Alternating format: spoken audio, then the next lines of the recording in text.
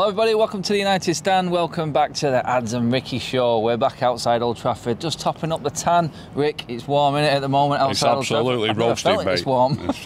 It's beautiful actually, but it is hot, yeah. Yeah, we got loads to talk about obviously. We're going to get into the Brentfords, we're going to get Ricky's sort of team lineup, what he thinks should happen. He touched on it in his fan vlog from the Brighton game, but we're just going to touch on that a little bit more. We're going to talk more on transfers and what's going on, get Ricky's opinion on that. And then we're just going to talk generally about the whole mood around Old Trafford at the moment. I think maybe sunny and everyone may be happy about that, but in terms of United and what's going on, it's coming to that sort of time now where it's closing in on transfer deadline day, and there's a lot of unhappy United fans for obvious reasons.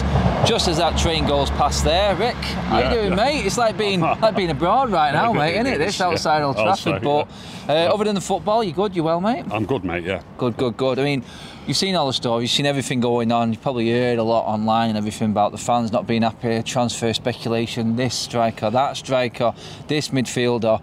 In terms of Franky Young, it looks like he could possibly be going to Chelsea now. First off, Ricky, I mean, it's bad enough we're not getting Franky Young, but him going to someone else, a competitor of ours, that's even worse, surely, isn't it? Oh, I'll be devastated. I mean, I'll be devastated if we don't get him, but if he goes to another Premier League club, when we were first in for him and when it was first mentioned, I thought it was nailed on. I just can't understand. He's had such a relationship with a player, with a manager, who's taking him to a European Cup semi-final. Look, Ajax are a big club, but financially they don't match the superpowers in Europe. And to almost get to a Champions League final, they were a minute or so away from it, weren't they, when Spurs got the goal that clinched it. I would have thought he'd want to play for that manager again, and I just can't believe it. I'm devastated if it goes that way. There was more than a couple of outlets last night saying that United had agreed a deal with him yesterday, so I don't know what to believe, and I'm still hanking me hopes on that. But today it seems to be more Chelsea, but certainly last night, I don't know if you saw it, I read a couple of outlets saying that United had been in Barcelona and they've agreed a deal with Franky Young, so fingers crossed. Yeah, I mean, I touched on it on yesterday's show, actually, the 2 o'clock show, that we have actually got a deal in place with Barcelona, as we know. But not only that, with Franky's agent. I mean, the agent would probably love, I mean, every agent loves United because we go over the top with the packages and the wage structure and everything that suits. And all agents would probably push them. Do you feel like, in terms of Franky Young as a player looking at it, and I touched on this and I asked people in the show yesterday, as a player, would you look at what's happened to players at United right now from the player's perspective and go, that looks a bit of a concern to me? You look at the actual regression in a lot of players at United over the last few years. Would that put you off? And no Champions League football, is that a big thing? Well, obviously no Champions League football is a big one. If you would have to imagine that if we were in the top 4 last year and Chelsea weren't, they would be nailed on to sign him. I think that is a big swing that, players, that's why Ronaldo wants to leave, innit? He wants Champions League football. But we've got a new manager in place. There's a building operation supposed to be starting, which I think that is. He's already made 3 signings, hasn't he? And I think he will get another 2 or 3 signings over the line before it closes. So I would have thought that he might have been, he's only a young man. Is he about 25, De Jong? Yeah. I would have thought he could have, I would have expected him to want to play for the new manager in a new club, a massive club as well, that's got a new building operation going on under a manager that he knows and must respect him, surely.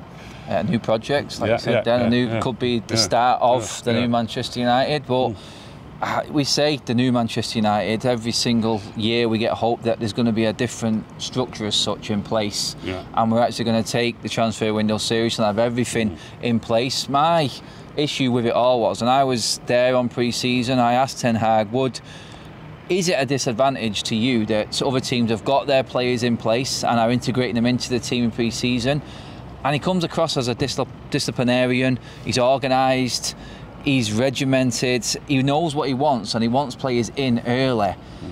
Do you feel like at the club right now it's sort of like desperation sort of stage in terms of all the random names coming out of the woodwork now, after it does look like, well, you said then, Chelsea really taking front runners now for De Jong? Does it worry you that all of a sudden every single name under the sun has started coming out with just a few weeks to go?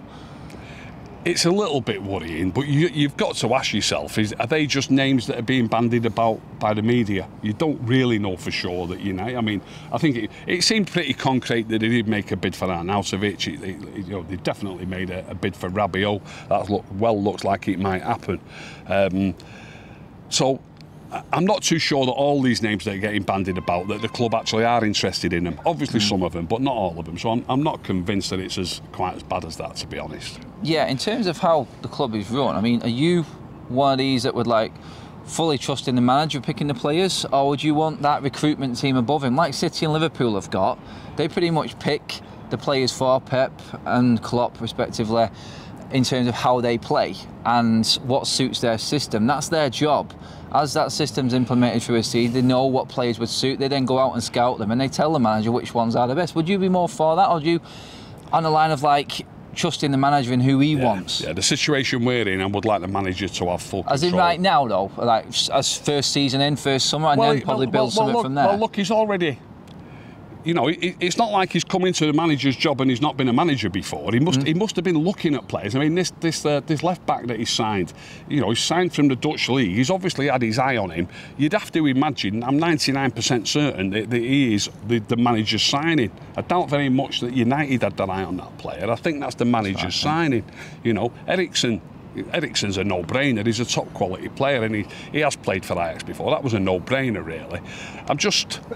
And obviously the centre-back from Ajax. So, two of his players that he signed, one's played for him at Ajax, the other one was playing in the Dutch league. I think he has got. I think it looks to me like he's got full control, and that's how I would like it to be for for this season. Now we need to put in.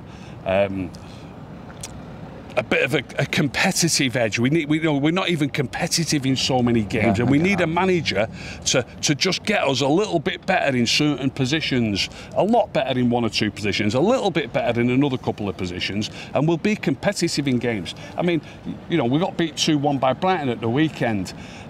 You've not been murdered, but let's be honest, Brighton were easily the better team. We weren't really competitive in that match. When we play at Brentford, even if we lose, I want us to be more competitive, and it to be at least an even game. Or if you can even lose if you're slightly the better side. That's happened to us plenty of times over the years. But we need to be at least as good as our opponents, especially when we're not playing the top 2 or 3. What is it with that and the club? Because I totally get what you're saying there, Rick. I am on board with that 100%.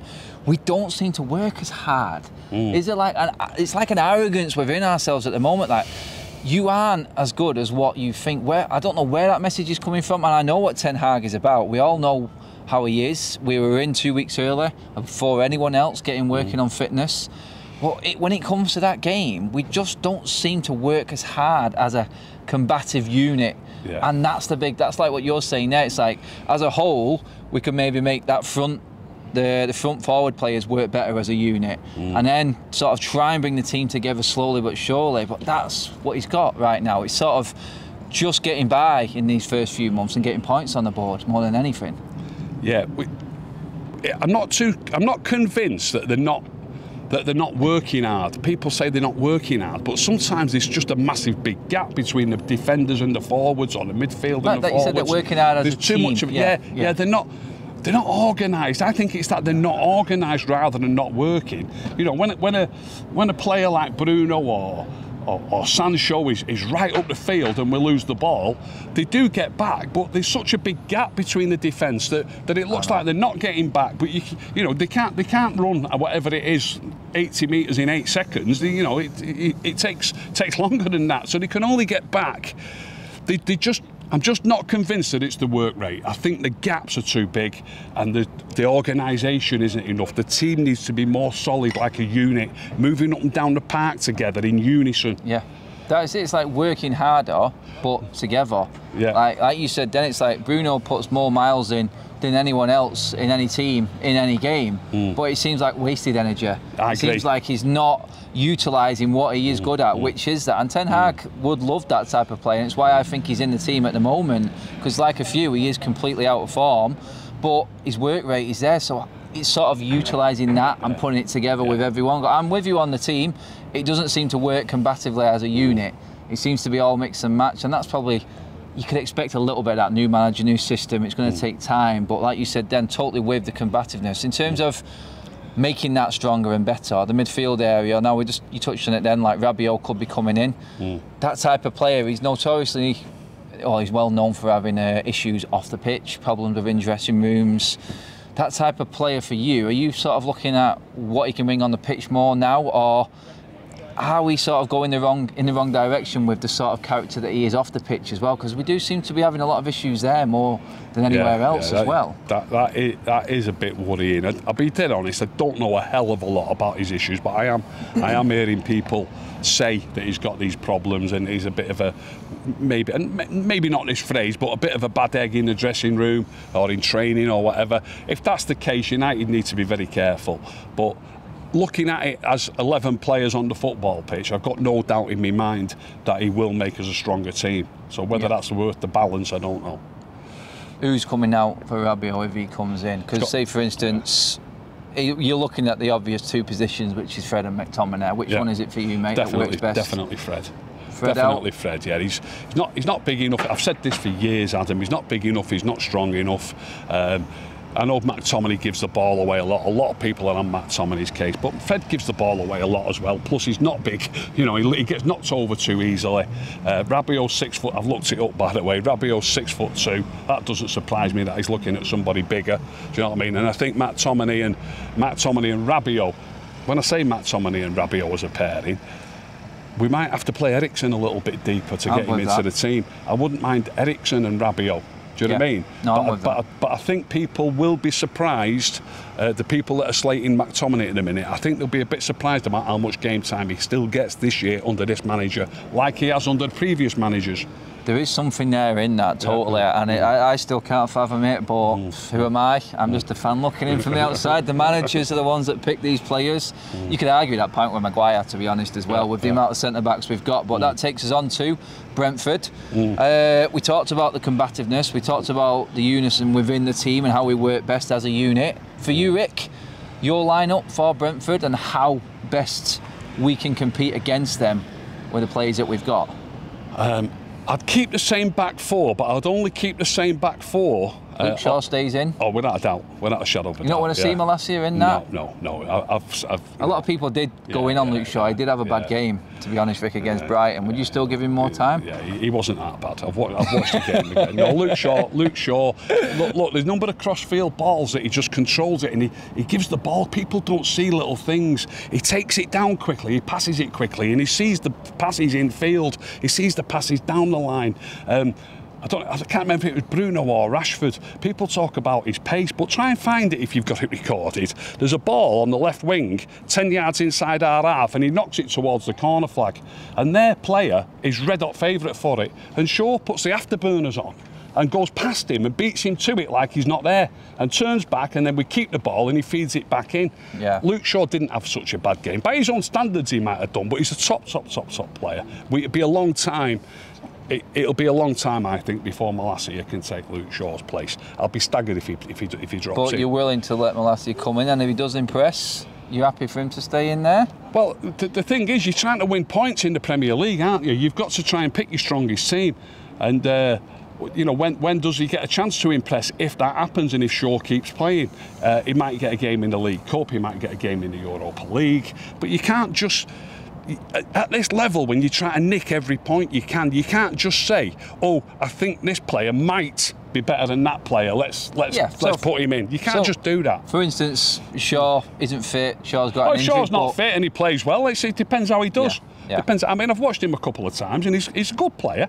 It's not as good as Luke Shaw. It's as simple as that. Right, so looking across there now to the other side, you had a big... you wanted to bring up a big point on Dalot and how he plays as well, because the fullbacks are big for Ten Hag. Yeah, the fullbacks are big. I take it you're keeping Dalot I'd keep Dalot. Right back. I'd keep Dalot. What I want to talk about really a little bit more is the new centre-back, Martinez.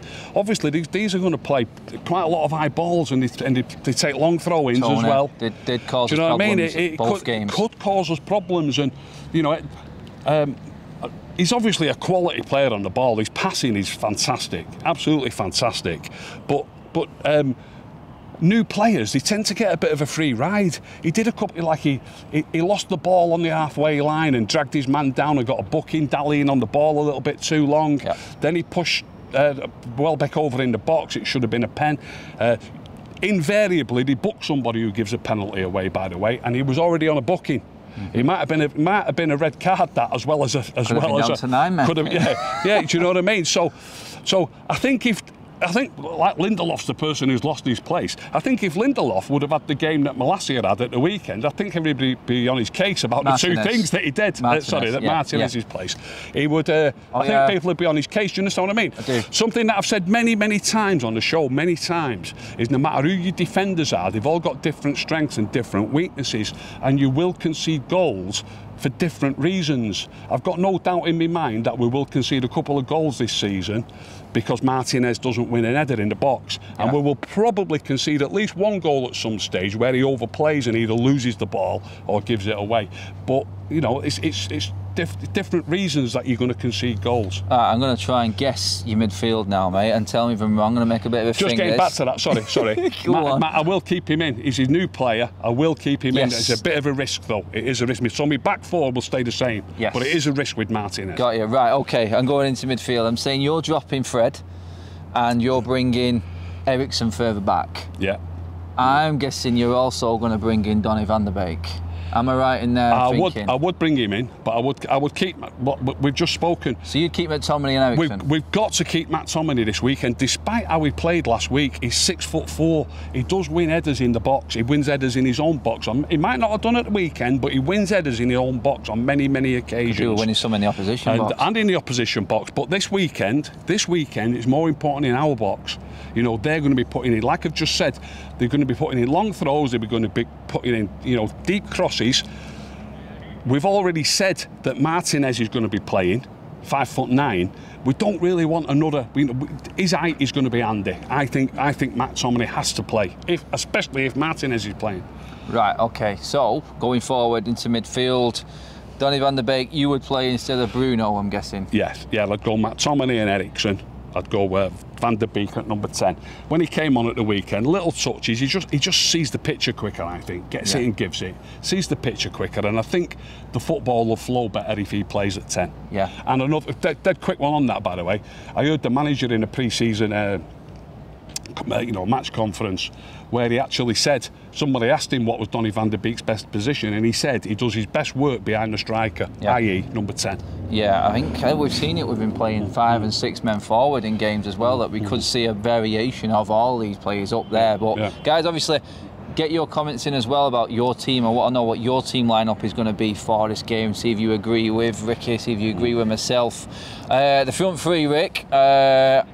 I think Ronaldo is a must this week, obviously. Yeah. I think that's a definite. Yeah. Sancho underperformed that weekend, but I think he's our best option for the right, in my opinion, agreed. still. Yeah.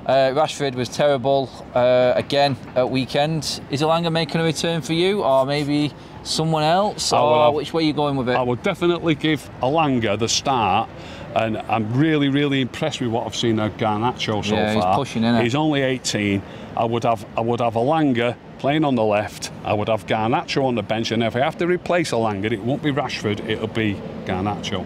Garnacho, yeah. You would give him the nod ahead of Rashford off the bench. There are 2 players there ahead of Rashford for me in the pecking order. Yeah, unfortunately, still no Martial, still injured. This is going to be a big problem for us.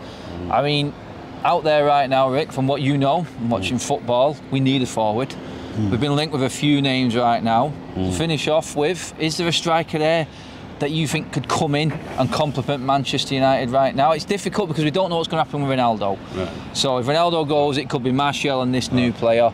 If Ronaldo doesn't go, I still think we need another player to come in to integrate. Is there anyone out there that you like the look of? Anyone that you want a surprise package and throw in there? There's a glaringly obvious one, and I like this. And I'm not just saying this because of this weekend. I've said it for 12 or 18 months. I watch them a lot. The fella that played here at the weekend, you know, he's had his injury problems over the years, but he's been injury free now for about 8 months. Danny Welbeck as a 9 now, mate. He's fantastic, mate. He's absolutely fantastic. Does he not better from that sort of wide coming in though? He's a fantastic. For what we need. He's a fantastic number 9. I'll tell you what we need. Do we not need the target man type striker? He's a great target man. I just don't think he's strong enough, personally, me. Watch the game again. He comes off his man, he gets a touch, he passes it, he moves into space. He's different gravy, the geezer, and he's playing. he's playing for Brighton. They probably couldn't refuse 10 million or 12 million, and maybe that's where we need to be looking. Things like that. Right. Well, in terms of realistically, why isn't that realistic? Because we're not as a club, we're not going to bring back. Well, we were Danny looking at Arnautovic. Oh, he's he's older than Welbeck. I'm with you on that. He's older than Welbeck, so why? Where's the sense? I'd take Danny back ahead of Arnautovic. I'm totally with you on that one. Me, personally, it's like a swerve ball, innit? But it's like, I know it seems to be a long shot. I'd go and test Fulham's resolve with Mitrovic. Yeah. I love that type of striker and that player, and I think there was a big piece put out. I think it was on TalkSport that mentioned it in terms of the number 9 coming back. All of a sudden, you see Haaland, you've got Nunez, you've got Mitrovic, you've got these type of players. They're playing more of an important role again. All of a sudden, that type of player. I know it's like all I'm doing here, people, is just doing the swerve balls, to throw swerve balls at us. They're not realistic enough. I mean, Ricky said. Welbeck, I said Mitrovic. Let me explain something. You're going to big up Welbeck again here, yeah, just let me explain something. The way the game is played, you need a mobile striker who can get hold of the ball and pass it, and his goal-scoring record for Welbeck last year was perfectly adequate playing for Brighton. He only played about 25 games, he got 9 goals. Let me put it this way, very, very simply to you. If Mitrovic played for Brighton this season instead of Welbeck, they would slip down the league a little bit.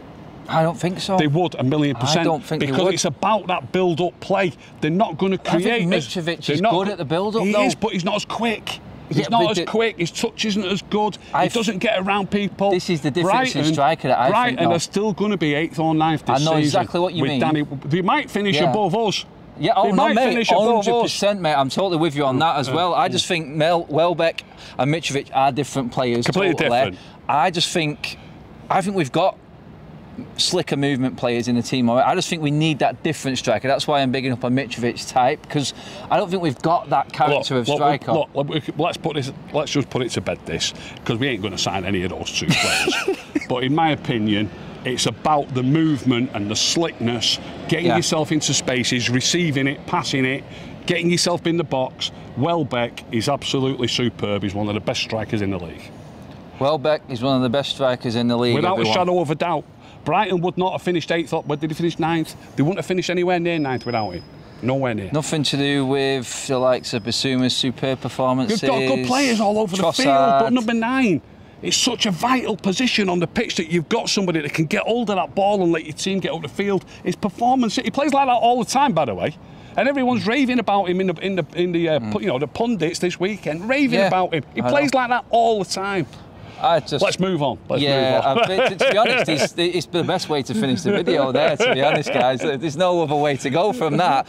But yeah, you've seen our opinions on it. We're trying to make light of a pretty crap situation that's going on at United at the moment. It's not nice. God knows what's going to happen in these last few weeks of the transfer window. We may sign 2 players. It may be the midfielder and the striker. I highly doubt it, but it is the type of player that's coming in which is key in all of this now.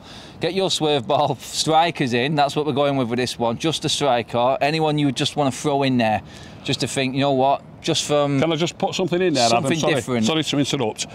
If you are going to do that, I would suggest don't be putting things on there where we might have to pay 50, 60, 70 million. Yeah, this is what I mean. We need to go and nick somebody for 10 or 15 million. This is it. Think differently. Think outside the box is what I'm trying to get at. And why. You've got to explain why. Because you know what? This is Ricky. You know, it's detail. It's all about the detail, everyone. So let me know what you think. Obviously, I then get your team lineups with what we've got for Brentford this weekend as well. Guys, cheers for tuning in. Thanks for watching. I will see you at Brentford at weekend. Me and Ricky are both going to be there after the game. So we'll see exactly how it's gone down and if we got anywhere near close to how we might play. And if... Oh, actually, we're going to have a quick score prediction, Mick, actually, before. We're going to do it before and after. I know you hate this. I hate score prediction. We don't know what team he's going to pick. I'll give you 2 score predictions. OK. If Bruno, Fred and Rashford all start, we'll get beat 2-0. If none of them start, We'll get a 1-1 draw. 1-1 draw. Actually, I had it in my head. I'm going with the Desmond 2-2. That's my prediction. I don't care what team it is, but I'm with Ricky on the combativeness side. I just want to see some fight in this team, and that never say die. Even if they're not playing well, we've got to stay in the game. We've got to get some points on the board. That's vital because Liverpool is next. Guys, cheers for watching as always. Give the video a like, subscribe to the United Stand, and we'll see you over the weekend for the game.